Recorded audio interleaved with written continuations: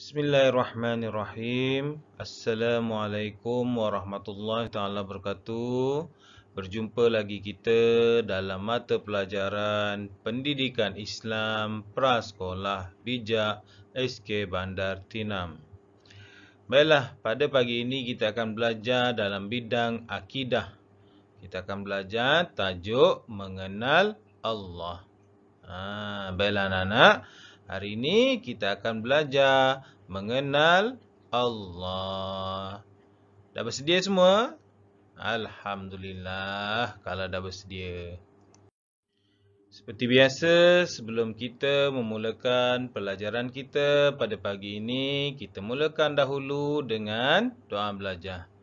Anak-anak, marilah sama-sama kita baca doa. Ikut ustaz baca ya. Bismillahirrahmanirrahim. Allahumma aftah alaina hikmataka wanshur alaina min khazaini rahmatika ya arhamar rahimin. Wahai Tuhan kami, bukalah ke atas kami hikmah-Mu dan bentangkan ke atas kami gedung rahmat-Mu, wahai Tuhan yang Maha Pengasih. Amin, amin ya Rabbal Alamin. Mudah-mudahan dengan kita baca doa belajar ini, Allah Ta'ala bukakan hati kita, lapangkan pemikiran kita untuk kita menerima ilmu apa yang kita pelajari pada pagi ini. Dan insyaAllah kita dapat ingat dan amalkan dalam kehidupan kita. Baiklah anak-anak, hari ini kita nak belajar tentang mengenal Allah. Dalam rukun iman yang pertama, kita ada belajar beriman kepada Allah. Kita kena percaya kepada Allah.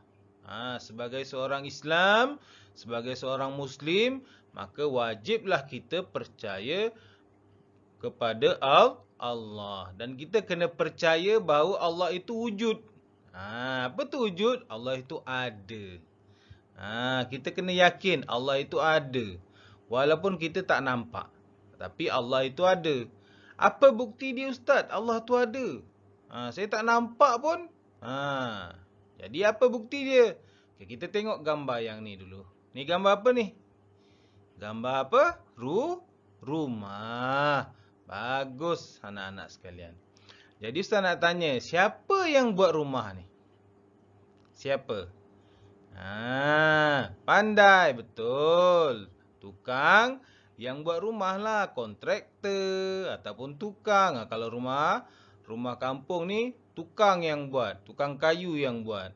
Kalau rumah-rumah bandar ni, kontraktor ataupun pemaju yang buat. Jadi mesti ada yang buat, betul tak? Takkanlah rumah ni tiba-tiba boleh ada cing, ada kat situ. Tak, mesti ada yang membuat rumah ni. Jadi, kita tengok gambar yang kedua. Gambar apa ni? Inilah bumi yang kita duduk sedang tinggal. Kita ada kecil dekat sana tu. Inilah tempat kita tinggal, bumi ni. Jadi bumi ni sama macam rumah ni juga. Mestilah ada yang membuatnya. Takkan bumi ni tiba-tiba cing ada. Dia mesti ada yang buat bumi ni. Macam rumah ni daripada tak ada kepada ada. Bumi ni pun dulu tak ada. Tapi ada lepas Allah Ta'ala jadikan. Itu bukti bahawa Allah Ta'ala yang membuat bumi. Kalaulah rumah ni kontraktor yang buat, bumi ni siapa yang buat? Jadi bumi ni Allah yang buat. Allah yang jadikan. Okay, kita tengok gambar yang ketiga. Ni gambar apa ni? Bagus. Ni gambar kita manusia. Kita manusia ni siapa yang cipta kita? Siapa yang buat kita? Memanglah kita lahir daripada perut mak kita, perut ibu kita. Ibu kita mengandung dan akhirnya melahirkan kita, betul. Tapi asal kejadian kita, asal kejadian Nabi Adam alaihissalam, siapa yang menciptanya? Allah. Itu bukti dia. Itu dalil dia.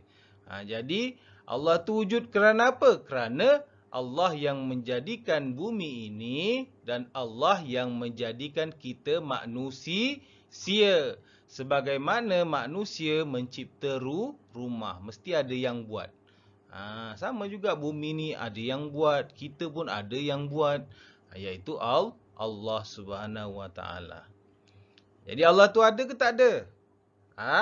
Ada. Allah itu wujud. Walaupun kita tak nampak.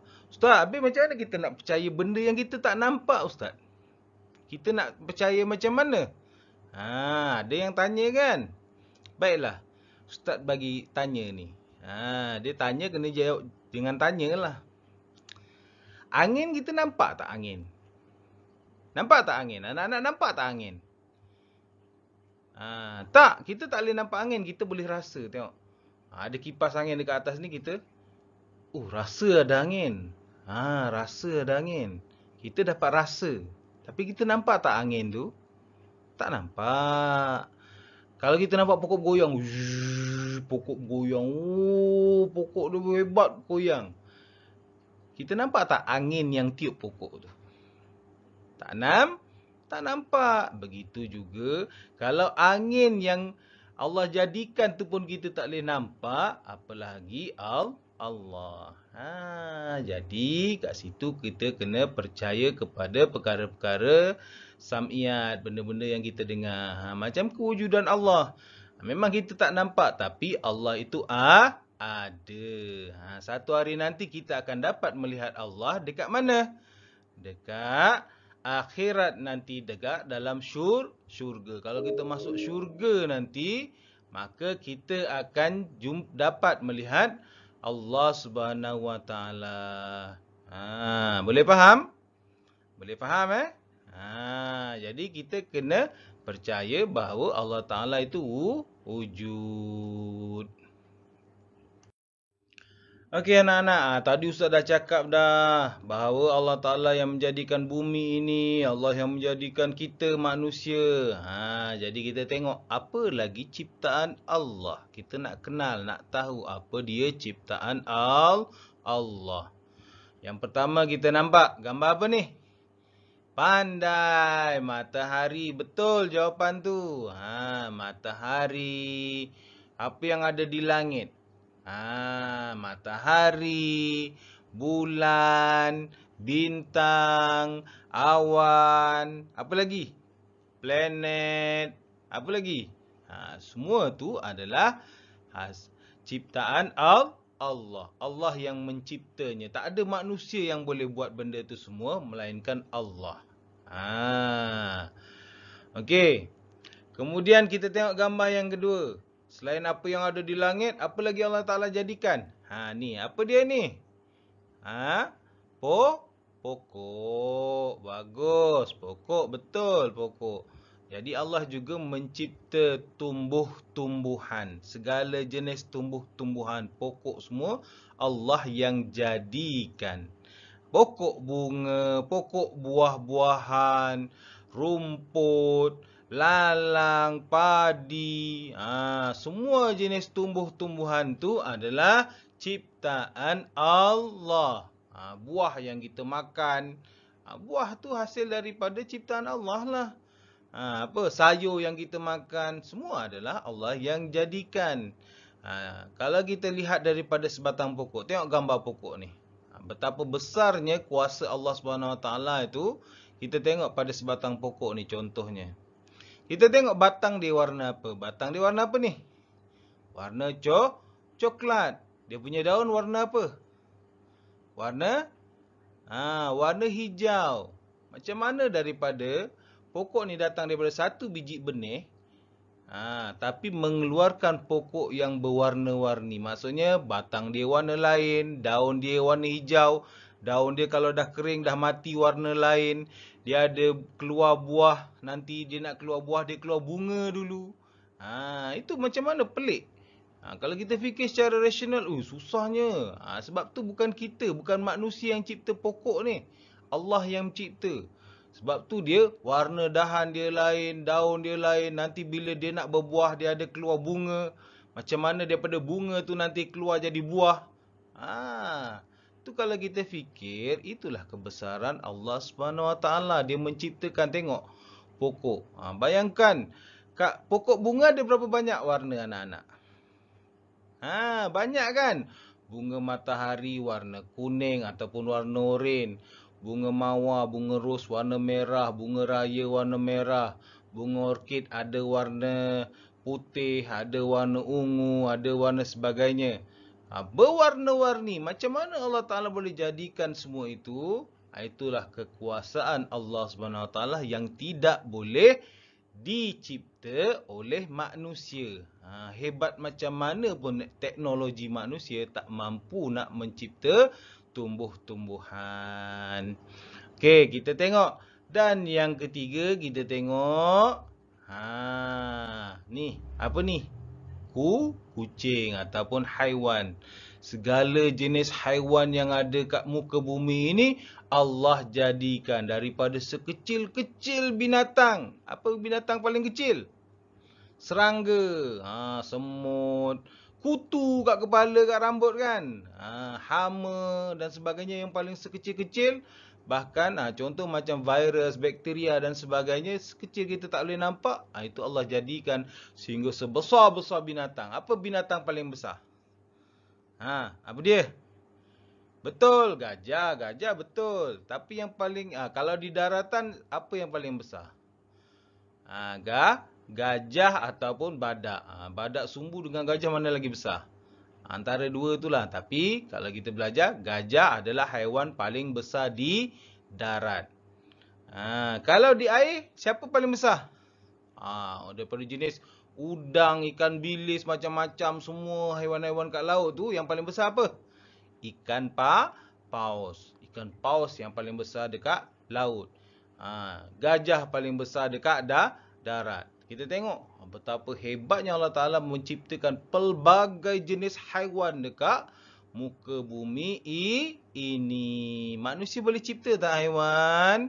Tak boleh. Ada manusia cipta robot macam anjing. Dicipta satu robot macam anjing boleh bergerak.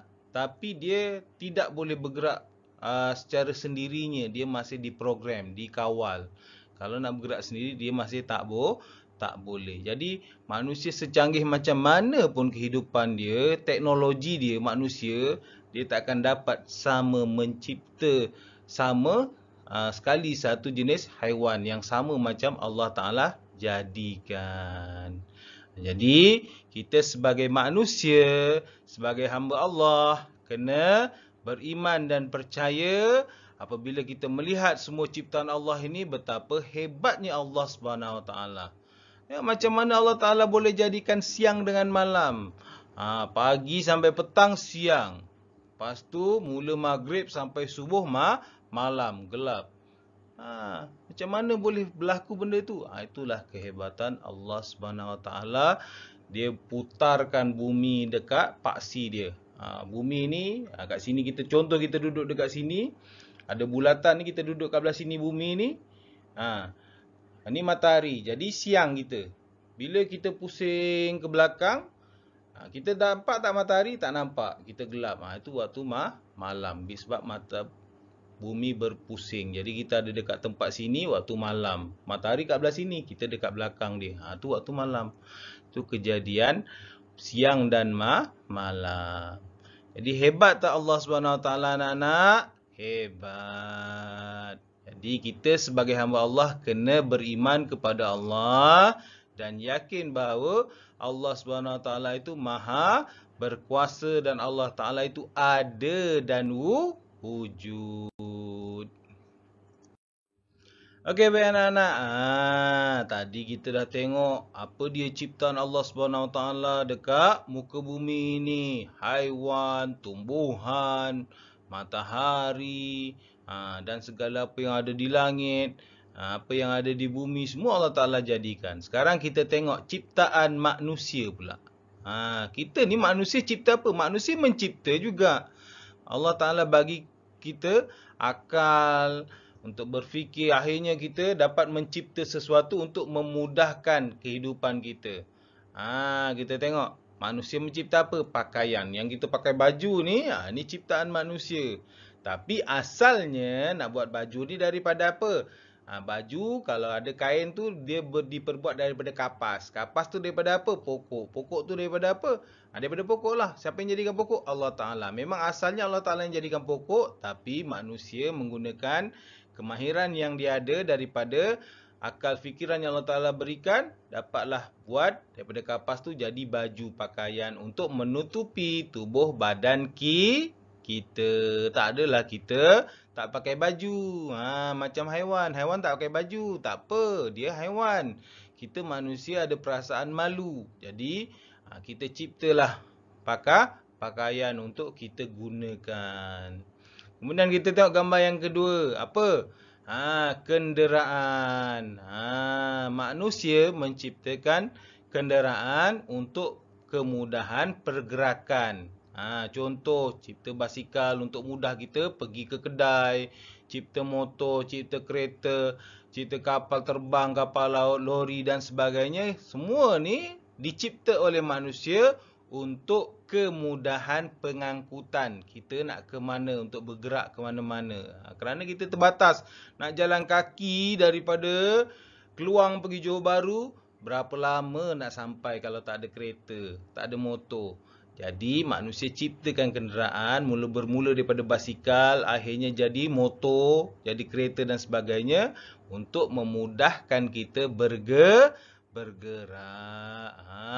Ni semua adalah ciptaan manusia. Basikal, lori, trailer, kapal terbang, kapal perahu layar, kapal laut, helikopter, kapal terbang, bas, kereta, kereta api, kereta, motor, basikal, traktor, ni motor.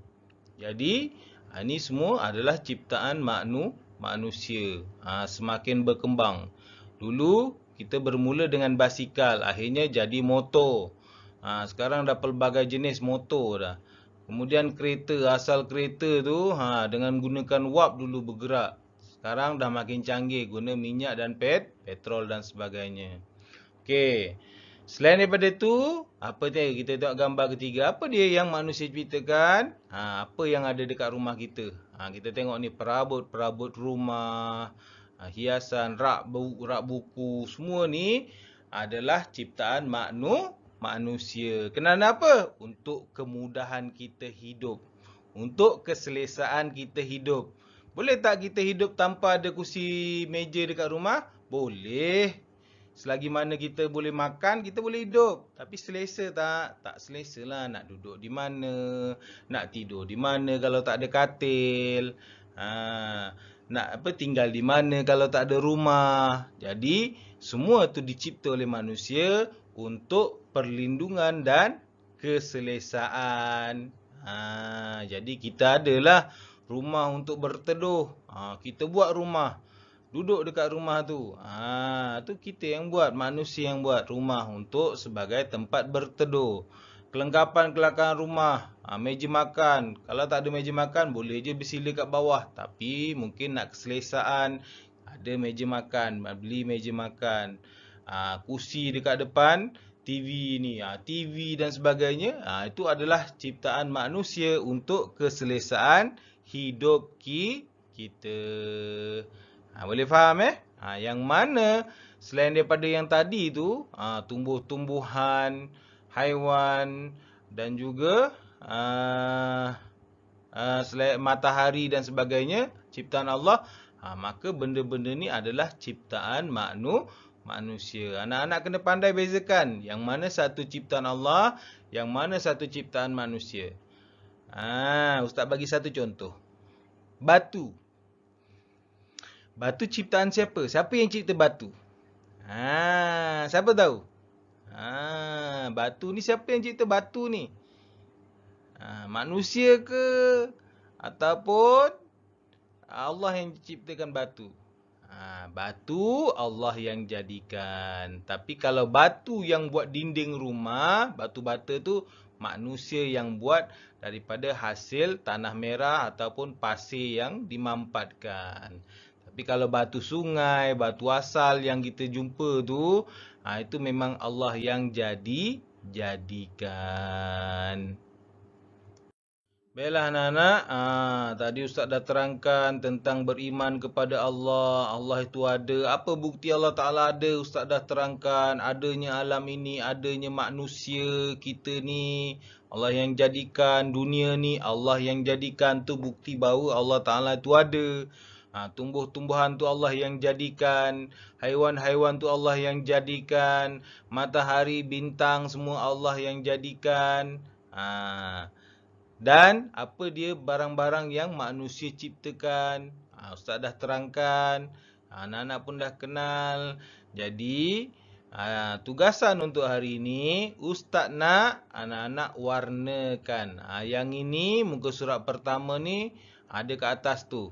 Ada tulis bulatkan makhluk ciptaan Allah. Tapi Ustaz tak nak bulatkan lah. Kita warnakan. Anak-anak warnakan yang mana satu ciptaan Allah dalam gambar ni, warnakan. Yang bukan ciptaan Allah, jangan warnakan. Biar saja. Okey, itu yang muka surat ni. Dan muka surat yang ni pula, anak-anak warnakan objek yang diciptakan oleh manusia. Yang mana satu cipta manusia, warnakan. Kalau yang dicipta oleh Allah, tak payah warnakan. Boleh faham? Jangan tertukar. Dia ada arahan kat situ. Kalau boleh tanya ibu ayah untuk bantu menjawab tugasan ini, menyelesaikan tugasan ini.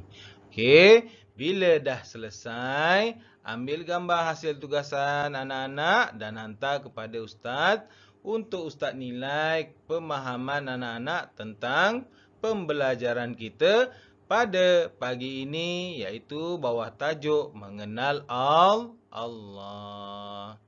Okey, kalau ada apa-apa pertanyaan, boleh terus tanya pada ustaz. InsyaAllah ustaz akan cuba jawab dan sebagainya. Okey, itu saja untuk pembelajaran kita pada pagi ini. InsyaAllah kita akan sambung lagi di minggu hadapan. Terima kasih semua. Assalamualaikum.